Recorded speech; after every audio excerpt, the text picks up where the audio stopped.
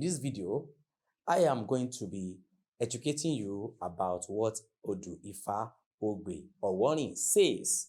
And as you know that we have books that we sell on this platform, and if you are interested, you can check the link below, or you can visit our website, www.getabetterlifetv.com, and that is where you will find all the books that we sell if you want to have more information about what Ifa says. Ogbe Owonrin, the Odu Ifa Ogbe Owonrin, that is Ogbe on the right, Owonrin on the left, is a powerful and insightful Odu. This Odu Ifa speaks to us about the consequences of disobedience and betrayal, as well as the virtues of forgiveness and hospitality. So we have two distinct verses within this Odu Ifa that offer us valuable lessons for our lives. So settle down, open your hearts, and let's journey together into the ancient wisdom of Ifa.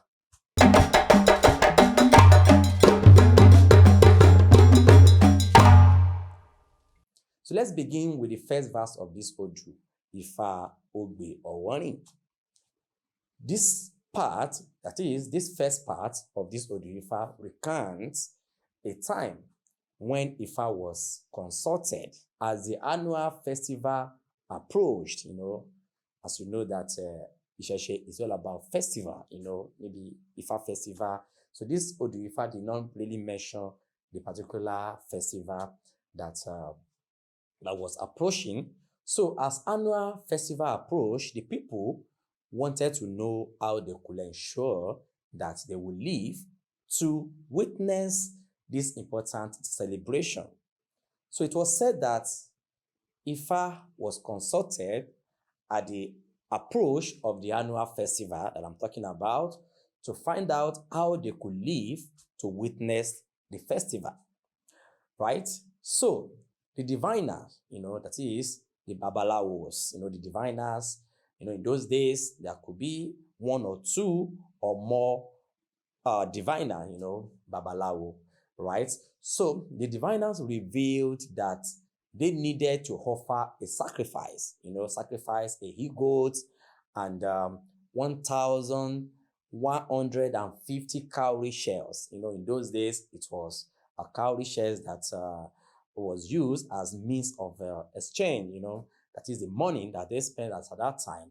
So 1,150 cowrie shells. Then corn, we call corn agbado, and akara, so we can say beans cake, but some people do not really agree with that. So akara is akara. So, but akara is made of beans. So literally, we just say beans cake because it is prepared and it is mold and is pretty much like a cake, right? So that's why we call it beans cake. So without hesitation, the people made the prescribed sacrifice. They listened to what Ifa said and they made the prescribed sacrifice. So furthermore, they were advised to appease the masquerade as well. The masquerade happens to be a very significant spiritual entity during the festival, and even it is exactly what it is being practiced currently in Yoruba tradition. So masquerade happens to be a very good, significant spiritual entity during a festival. It could be Ifa festival, Ogun festival, and so on and so forth. So, however, there was a specific warning given to the king, and he was told to caution his children to cease their acts of betrayal. So the king at that time was told that that he should tell his children to cease from the act of betrayal, right? So they were strictly forbidden from entering the spirit as well, So they were told to cease from betraying others, and they were told not to enter into the spirit forest, during the year's festival. That is, when the festival is ongoing, the king's children were told not to enter into the spirit forest during that particular year's festival. So the masquerade had the power to punish all betrayers. Like if whoever betrays, the masquerade will punish the person.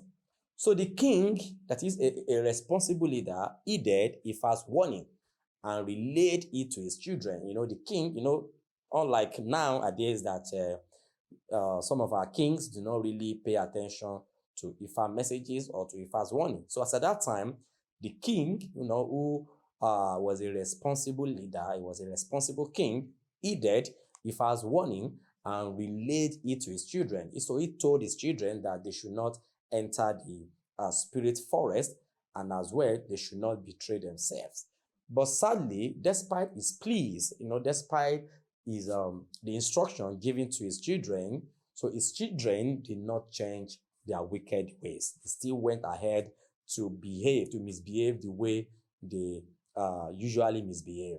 So on the very day of the festival, right, the king, with a heavy heart, once again warned his children. So the day of the festival, has come, and the king once again warned his children, imploring them not to venture into the spirit forest, right? So they acknowledged his words, promising to obey. So they told their father that they are not going to enter into the spirit forest. So as soon as their father departed from the vicinity of the spirit forest, so the disobedient children sneaked into the spirit forest, into its depth, into the middle of the spirit forest. So as night fell, all the children returned home except for two of the king's children.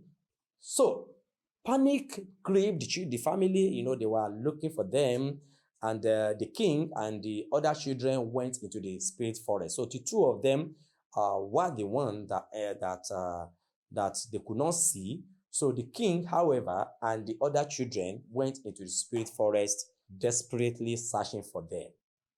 They could hear the faint voice of the two of them. Like in the spirit forest, hearing the sound of these two children, but they remained unseen. So they were only faintly hearing their voice right from the spirit forest, but they remained unseen, lost within the spiritual realm. So they were gone.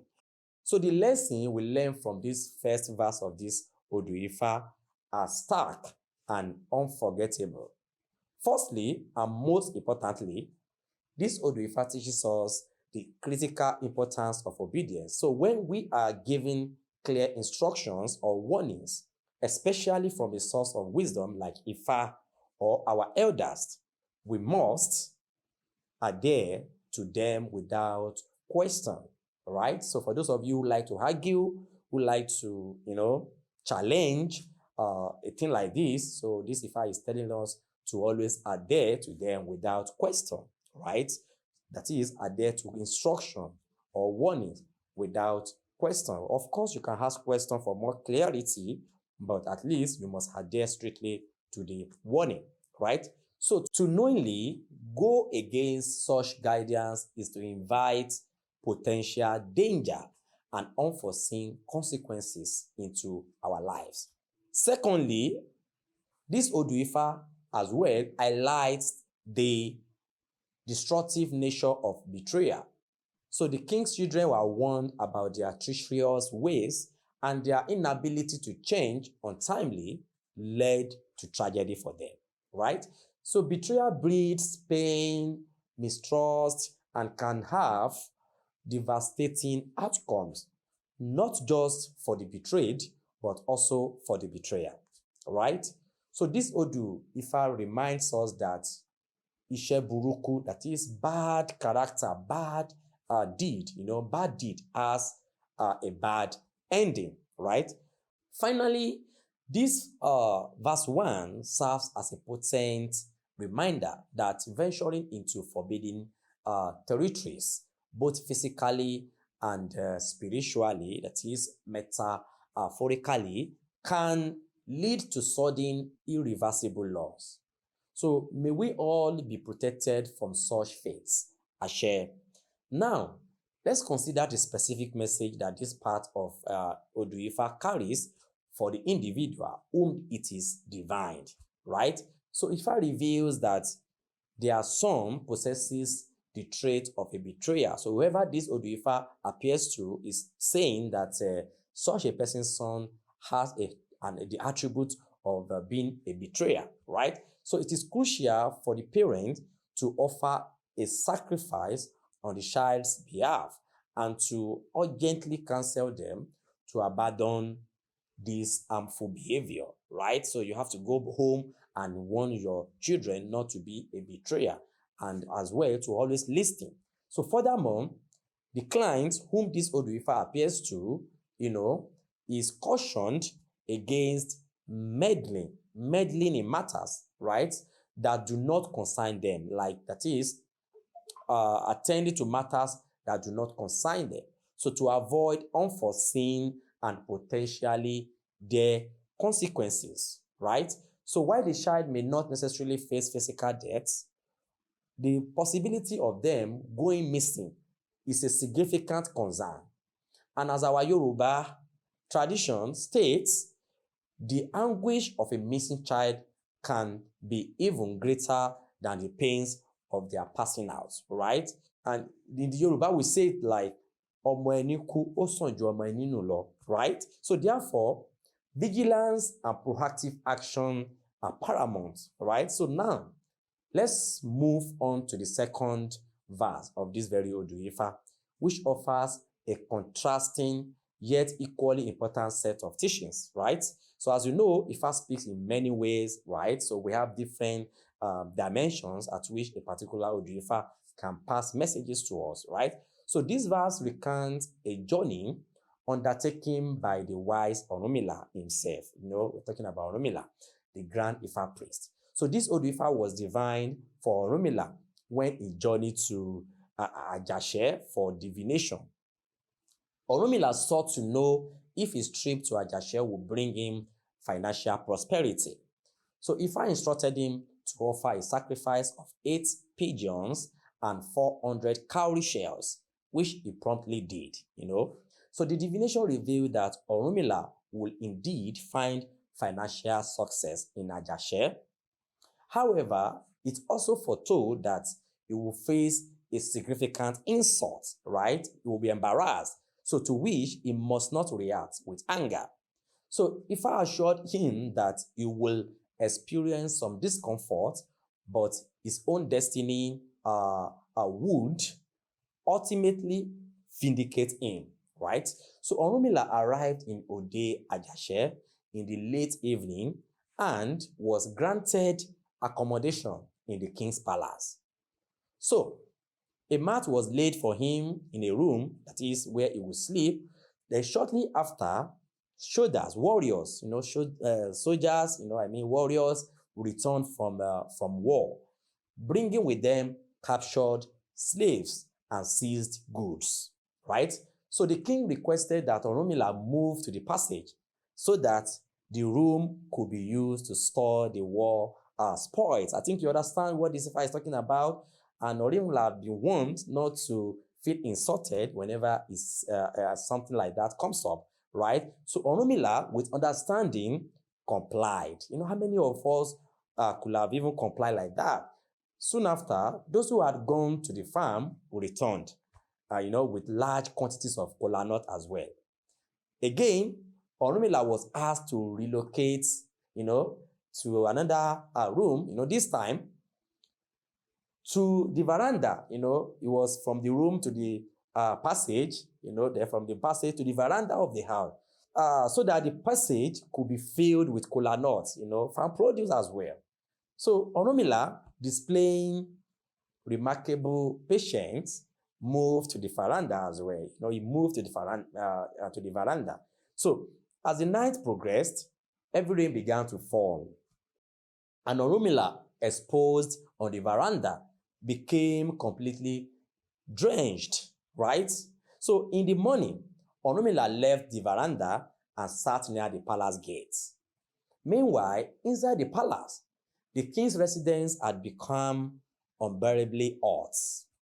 So because of the hotness, The king, seek relief. The king summoned another priest, so to come and do divination because of the discomfort in the palace, because everywhere was hot, right? So the priest came and they through their own divination, they therefore identify the cause of the discomfort, the discomfort, and it was revealed that it was as a result of the maltreatment of a visitor, right? So the king, however, confessed that he had a guest who had been repeatedly moved out of the room given to him in order to accommodate goods, farm goods, and produce, right? Admitting that he didn't even know where the guest had slept during the night. So the king said he did not even know where Orunmila slept over the night.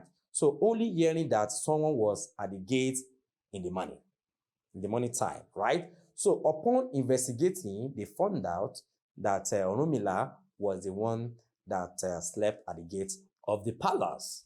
So they immediately recognized their oversight and pleaded with him to return inside, right? So this Odu Ifa then chants. He asked the ghouls to sleep in the room, the kola nut to sleep in the passage, and my father to sleep right outside. So that's Ifa is saying that Orunmila was made to sleep outside, while the farm produce were made to sleep inside the rooms, right? So the people exclaimed, "You are the father. You slept in the rain because we did not know you. You are the father," because they did not know that he was the Orunmila. He was the Ifa, grand Ifa priest, right? So Orunmila, in his infinite wisdom and kindness, forgave their unintentional disrespect and went back with them.